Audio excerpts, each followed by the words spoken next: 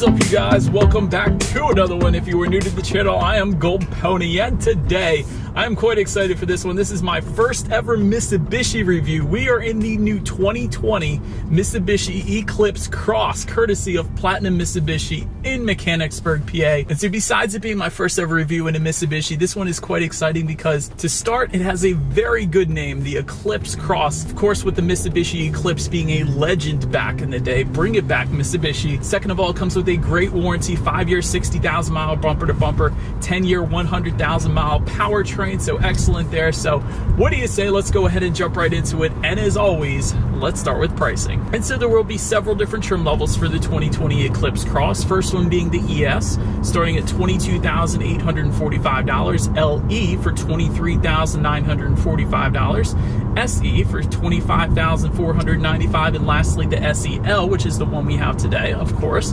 starting at $26,995. And of course, that was all actually pricing for the front-wheel drive variant. So if you wanted to go with the four-wheel drive variant, actually Mitsubishi calls it Super All-Wheel Control. I'll explain that in a second here, but that is going to add $1,600 to any of those prices I just gave you. So real quick, Super All-Wheel Control, what is that? It is not all-wheel drive, it is a four-wheel drive system, and it was originally specifically developed for the 2007 Lancer Evolution, and now is used on vehicles like the Outlander and the Eclipse Cross. If you guys know anything about the Lancer Evolution, you know that was Mitsubishi's rally car. Therefore, with that being a rally car, that all-wheel drive system had to be amazing, with it being raced in snow and dirt and things like that. So therefore, quite a nice four-wheel drive system to come with the Eclipse Cross. But so then when it comes to the power plant, powering this beast is a 1.5 liter turbocharged inline four-cylinder, putting out 152 horsepower at 5,500 RPM,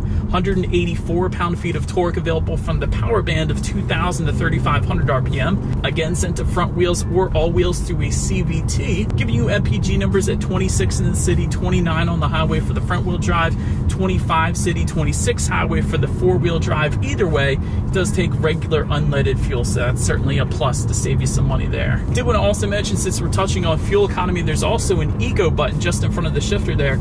If you press that, it's going to reduce the throttle response, climate control, things like that. All in all, the concept there is to help you save even more MPGs if you wanted it. So I would probably use that if you did a lot of highway driving. That's certainly going to help you out there. But anywho, nonetheless, let's go ahead and now turn that off and let's do a quick little acceleration here in the new 2020 Mitsubishi Eclipse Cross. And let's see how quickly we can get this one here up to speed.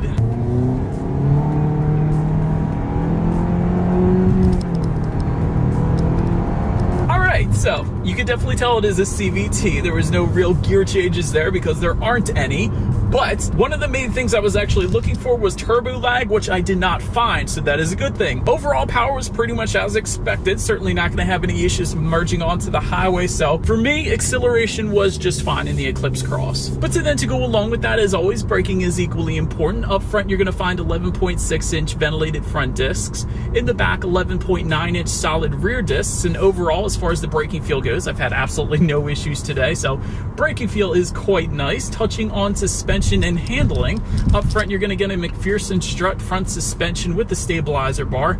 In the back, a multi-link rear suspension, again with the stabilizer bar. And as far as the steering feel goes, it's pretty much as expected. I will say it is a little bit heavier overweight to it, which is nice comparatively speaking to some other SUVs that I've tested. So as far as the steering feel goes, it's definitely quite nice in the Eclipse Cross. When it comes to ride quality, so far so good, at least in my short test drive today. Haven't hit too many obstacles or potholes, of course, but ride quality has been just fine so far. Cabin noise is quite good as well. The only thing I've really heard so far is some floor mats wrapped in plastic sliding around in the trunk, but other than that, no issues with cabin noise either. And then touching on visibility, visibility is fine, I guess you could say, after you kind of train your eyes not to look at that center bar that separates the upper and lower rear window back there. But overall visibility actually isn't bad. It's just that center bar is just somewhat distracting, but I would imagine you would get used to that if you were to drive this on a daily basis. But Continuing with visibility, there's a couple features that help with forward visibility as well. For instance, a head-up display is going to be available if you wanted to go that route, as well as rain-sensing windshield wipers coming standard for the SE and SEL trim levels. And those are pretty cool. They're kind of like automatic headlights. So if it were to start drizzling, the Eclipse Cross would then sense that and automatically turn on the windshield wipers for you. So you don't have to worry about flicking them on or anything like that. So it's kind of one less thing you have to worry about, focus more of your time on driving. So that's kind of cool too. But that kind of rounds out the performance segment of the Eclipse Cross. Let's go ahead and make our way to the exterior and let's check out this new 2020 Mitsubishi Eclipse Cross. And so now starting up front, you will find silver and chrome accents if you were to go with the SE or SEL trim levels. However, if you went with the ES or LE, those silver and chrome accents are going to simply be replaced by body colored accents, so I'm sure that's going to look just as good. But to the sides, halogen headlights can be found on the ES, LE, and SE trim levels. If you wanted to go LED, simply go with the SEL trim level that we have today. However, I did want to mention those LED headlights are available on the other trims as well, some of the other trims as well. So if you wanted to go with the lesser trim level but still wanted the LED headlights, you can go that route if you wanted to.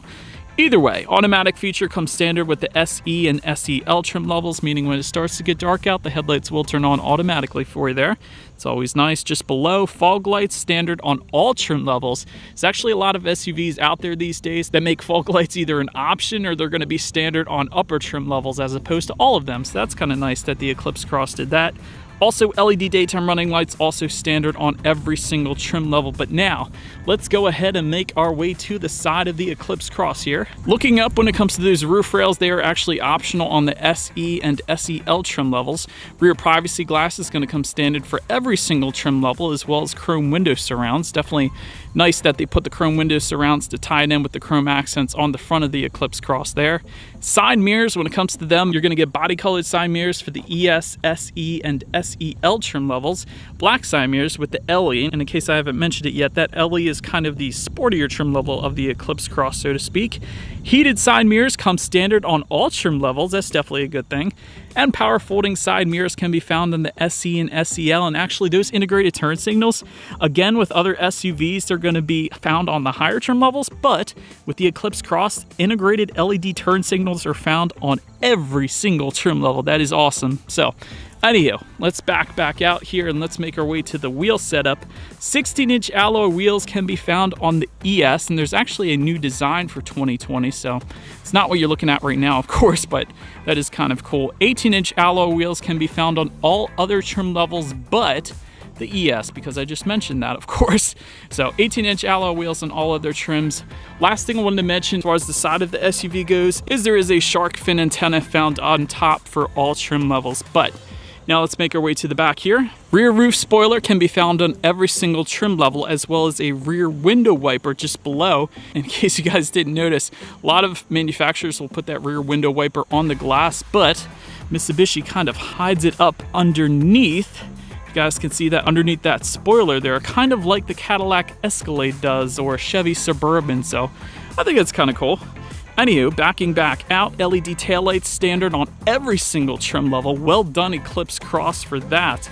LED high mount stoplight as well. Single exhaust outlet found just below, tucked away for all trim levels. So you guys know what we have to do next. As always, here is that exhaust clip.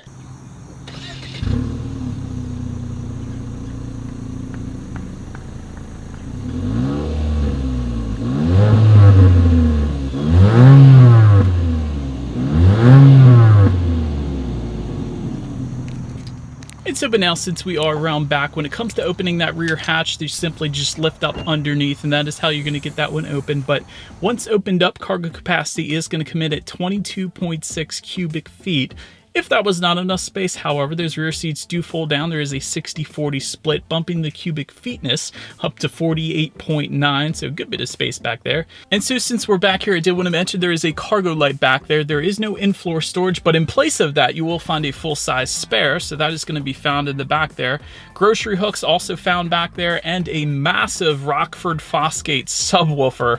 It is a beast. I kind of like how you can see it as well, so I can't wait to test out the sound system in a little bit here. Making our way to the back seats, rear legroom comes in at 35.3 inches. So for reference, I'm an even 6 feet tall. This is how much space I have back there.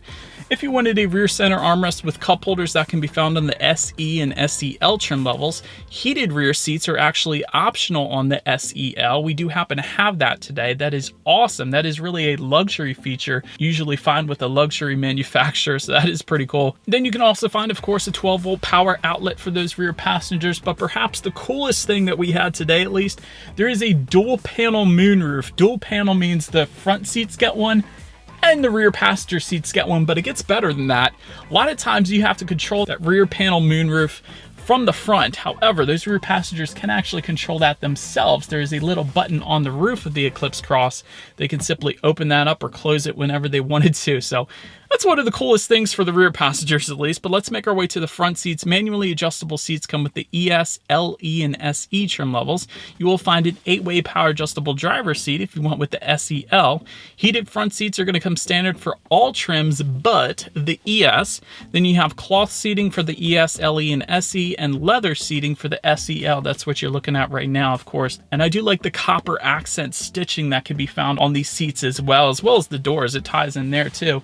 And overall, the seats are quite comfortable. I also like how there's vertical seams. There's no horizontal seams. The horizontal seams sometimes create awkward pressure points, so the vertical seams are definitely the way to go, in my opinion at least. But taking a look up front at the steering wheel, it is tilt and telescoping and will come leather wrapped for the SE and SEL trim levels. And there's a nice piano black finish near the bottom as well. I was a fan of that. And if you wanted it heated, that is actually going to be an option for the SEL trim level only. So that is pretty cool, and that's going to be there for you as well. But now let's make our way to the startup, and let me first start by showing you guys the key here. You do have your Mitsubishi logo on the one side, and when you flip it over, you have lock and unlock. But to actually start this one up, it is a turnkey start with the exception of the SE and SEL trim levels, so therefore we do have a push button start today. All I am going to do is simply just put my foot on the brake and press that engine start button located just to the right of the gauges there. But so then once started up, these gauges are actually pretty cool. Tachometer is on your left, speedometer is on your right. The pretty cool part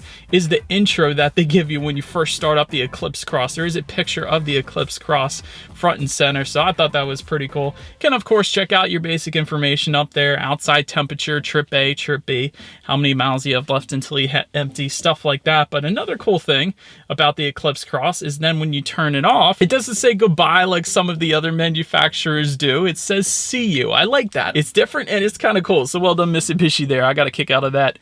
Overall interior quality, that dual pane panoramic sunroof I keep mentioning, it's optional on the SE and SEL trim levels. Dual zone climate control is going to come with the SE and SEL. You're going to find a black headliner with the SEL that we have today.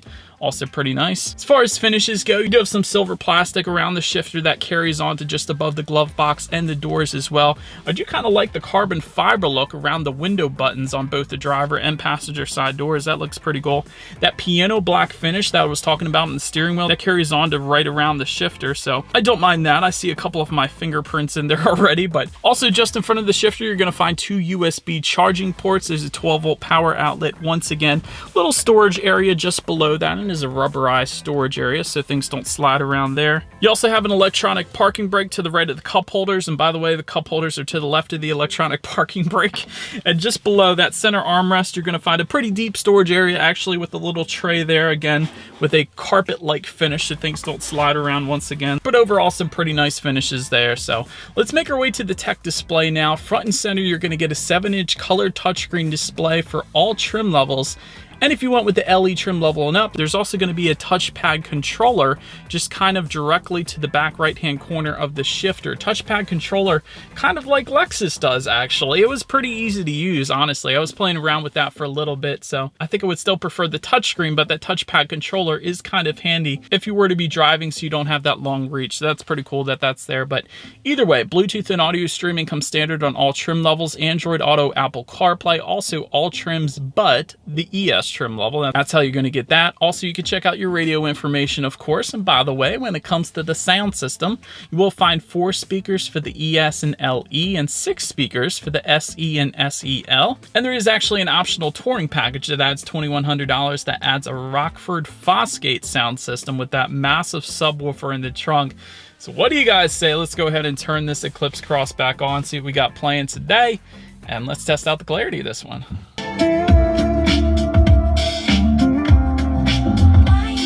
Ton of of bass with that sound system, I will say that. Actually, very clear. Rockford Fosgate did a very good job with clarity with the Eclipse Cross there. Definitely felt like it was coming in all directions as well. So very nice job with the Rockford Fosgate. Again, that's an optional sound system with the touring package that adds $2,100, but very nice there. The last thing on the tech display I wanted to mention to you guys is when you do put the Eclipse Cross in reverse, you will find a rear view camera with dynamic grid lines, and you're actually going to get multiple views, including a 360-degree view if you went with the SEL trim level that we have today. So that's what you're looking at right now. But as always, that is going to lead us into safety. And so first thing I wanted to mention, probably the most important thing when it comes to safety, the Eclipse Cross did get a IIHS top safety pick rating. So that is absolutely wonderful to start with. Front, side, and side curtain airbags come standard, as well as a driver's knee airbag for all trim levels. In the back, you're going to have latch, aka lower anchors and tethers for children for the rear car seats. Also rear child door locks back there, tire pressure monitoring system, that's all pretty basic stuff. But SE and SEL trim levels are also going to add an electronic parking brake with auto hold, blind spot warning with rear cross traffic alert, lane change assist, automatic high beams, forward collision mitigation with pedestrian detection, and lane departure warning. This is one of the cool things. I actually got it on film in this video. That was pretty cool, but the Eclipse Cross basically yells at you when you go over the lane a little bit, which is good. That means that's going to prevent you from getting into an accident, so I love that. Also, optional on the SEL if you wanted it, there is an adaptive cruise control system available there too. But anyways, that is about it for this one, you guys. Thank you so much for watching. Feel free to follow me on social media at the bottom of the screen if you like. Be sure to hit the subscribe button and the bell notification button if you're into new car reviews. That is what we do here on this channel. And thank you guys so much for stopping by, and I will see y'all in the next video. Stay gold.